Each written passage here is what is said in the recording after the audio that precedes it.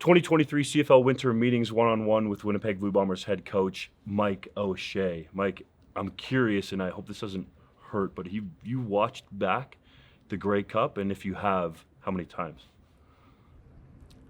Yeah, it's not a matter of number of times. I think, as you're going through the game, you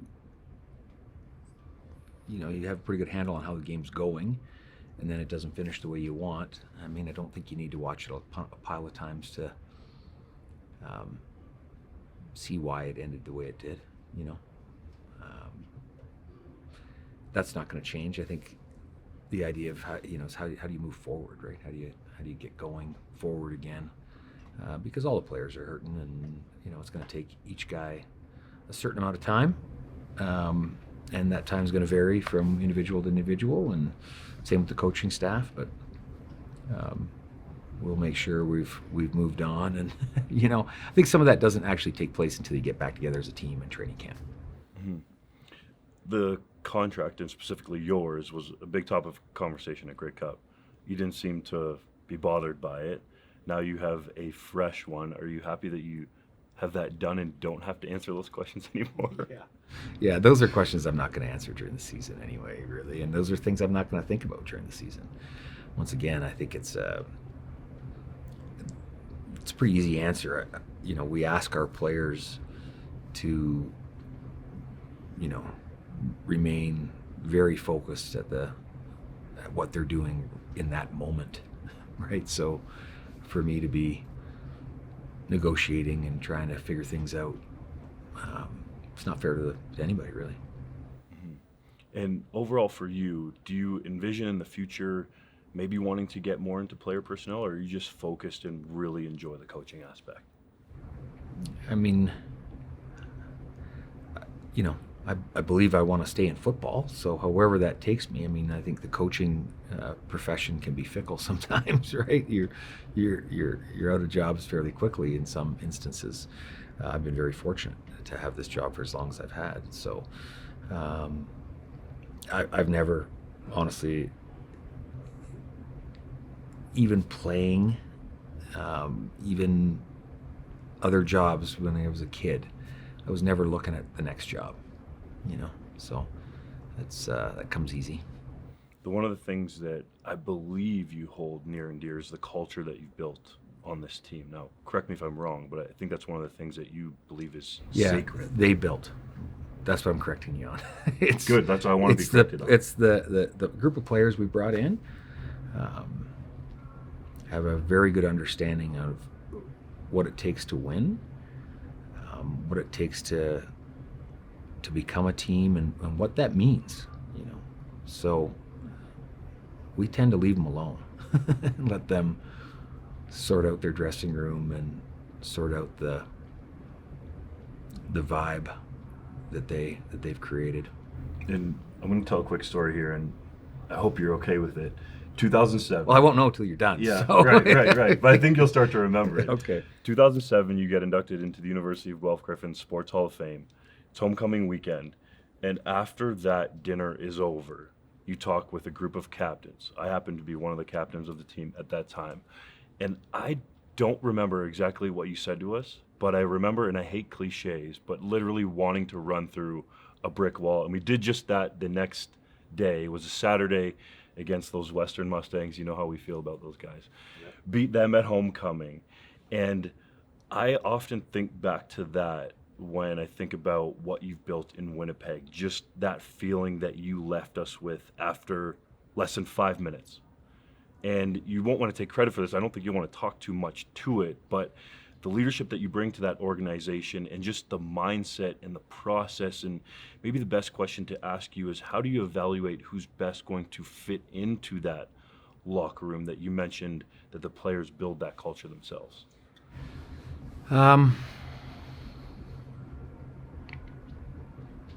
mean, I think it's pretty easy when we speak to guys, and I think the entire staff has a good understanding of what we're looking for. I think we've also changed our focus from our first couple of years, where we're just constantly looking to upgrade talent in the first couple of years, to now, we've transitioned to really take into account that leadership piece.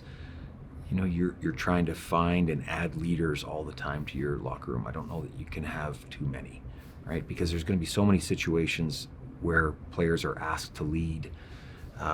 You know, they have to be capable of recognizing those situations and then acting upon them. One of the things that I take from that story you just told is that most people don't remember what was said. So I don't spend a lot of time speaking in those terms and trying to motivate people. We've got a group of players that are extremely motivated, self-motivated, and players that are motivated by just looking around and seeing their teammates, right? So when you say you don't remember what I said, I take that as that's exactly what happens every day. Is a lot of people don't just really don't remember what you said, you know. So I think it's more about you know, trying to empower the players. You know, as a staff, we really empower the players to lead and take those opportunities, more so by what we do and how we act than what we tell them. You know, Maybe part of the reason I don't remember is too many shots to the head. You've had way more of those than me, but I do remember, and you used that word empower, that feeling coming out of that. And the feeling was, here is this CFL Hall of Famer who is treating us just like one of the boys on the team. And I remember that. It was just little huddle. And as you said, I don't think you said a lot, but that in its of itself said a lot. And I think that's kind of the Mike O'Shea motto, if you will. yeah. I don't know. I don't put a lot of time trying to figure out what my motto is or anything like that. And yeah, I think in that situation, I would have loved to have been back on the field with you guys. You know, I think that's what when those situations come up, it's like, God, I just want to be playing again and I want to be out there with them. That would have been awesome. I would have loved to watch you from the sidelines. Yeah, it would not have been good. In 2007, it would not have been good. But I think you still could have played. But to the team that you have now, a lot of guys in this core group seem to be willing to take less money to stay with the Blue Bombers. Now we're getting to that period where it's obviously coming up on free agency. Why do you believe that's the case? I don't know that that's actually true or not. So I can't confirm that. I do think we've got a group of, you know, very thoughtful, intelligent players. So they just don't jump at other opportunities. And they have other opportunities. I don't know that they just jump at them. I think they go through the process of analyzing the pros and cons and looking at situations, and they come to the conclusion that they would, not all of them, but they come to the conclusion that they'd like to stay. And then what that means financially, I don't know. But I think there's evidence all through pro sport where moving doesn't always create the desired outcome.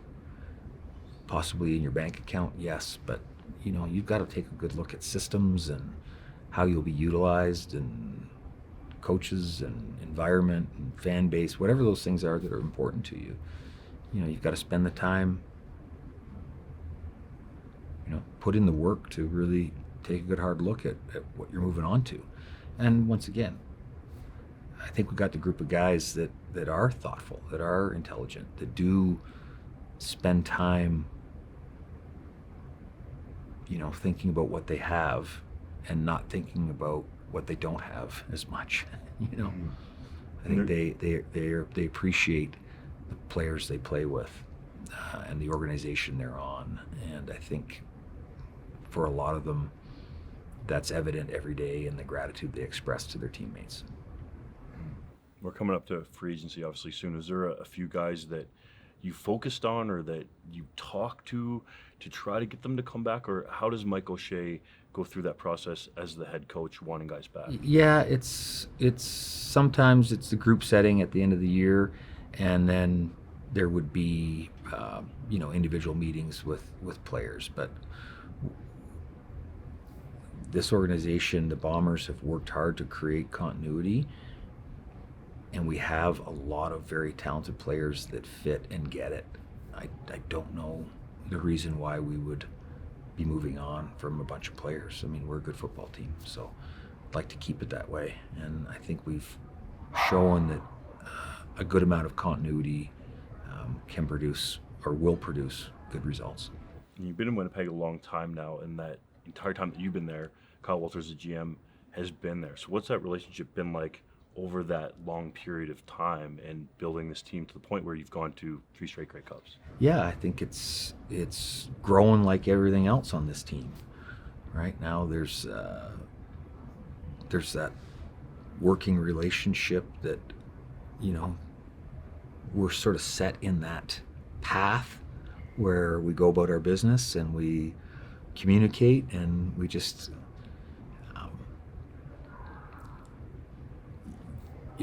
we figured out a lot of things from the beginning to get to this point, and now it's just these I don't want to call them tweaks, but just running the daily business, because we're not looking to make and have these massive discussions about the direction of the team like we did in year 1 and year 2, right? It's not, we're not complacent. It's just we've got it moving in the direction that we desired. Do you look back to some of those early years, and I forget the year it was exactly, but I think you guys were like 1-3 or 1-4, and a lot of people were calling for you to be fired. And then think of how far you come, and then maybe how, I don't know what the exact right word is, but how short-sighted that was from perhaps some people in the media or the fans. Yeah, once again, I don't think the organization felt that. I'm sure there was pressure. I don't often look back at that. It doesn't serve any purpose, really. I'll say I survived that, but organizationally, I don't believe that's the way we wanted to build it. I think there was through Wade and Kyle, there was that recognition that there had to be some continuity, where other teams in other leagues just kept flipping and flipping and flipping, and it wasn't producing the results that everybody wanted. So I think there was a real decision to stay the course despite some external pressure, but I don't know that there was a lot of pressure internally. I think we recognized where we were at, what was left to be done, and once again, I think there's a bunch of people that really look at the reasons, the truth as to why things are going the way they're going, and don't get caught up in, other people's perceptions of what's going on. That continuity has led to you guys winning back-to-back Grey Cups, going to 3 straight Grey Cups. And people around Grey Cup, and I would say even now, want to talk about the Blue Bombers as being a dynasty. Is that something that you even think about? Like, we're building a dynasty, or are you just focused on what's next? Yeah, just what's next. I don't know. Those are big words, right? Like, we don't talk in those terms. It's really is about what do we have to do today. Awesome, Mike. Thanks for taking the time to chat with us, and hope you enjoy the mountains. Yeah, we'll do.